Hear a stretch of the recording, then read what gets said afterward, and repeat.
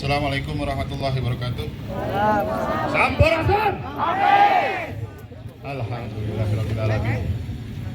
Hatur nuhun Kang Asep, Kang Dina atas kasih nabi. Palawargi sadayana, ana sapertos ka uninga ku urang. Dugi keundanget ayeuna. Eta si makhluk arti adalah teh. Masih kena ngeunah ngajedog. Si koplok.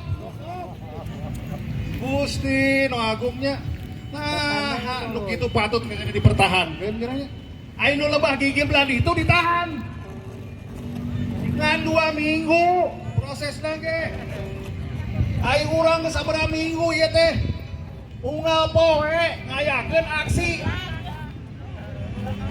Ya Rob. Palawargi. Sim abdi masih kena emut. Si makhluk arteria geus 3 kali ngalakukeun nunjukkeun akhlak anu kirang sae, anu teu mantes dilakukeun ku disebutna naon? Anggota dewan yang terhormat. Lebah mana urang kudu hormat ka marena? Kahiji abdi emut keneh. Nalika aya kunjungan komisi di Departemen Agama, anjeunna nunjukkeun arogansi. Nu kadua kaemut ku abdi nalika aya hiji gempangan di LC umi telepat mah anjeunna eta nyarekan lak-lak dasar kelas sarios guru besar Indonesia. Kolot eta teh Profesor Emil Salim teh. Tah nu katilu ayeuna.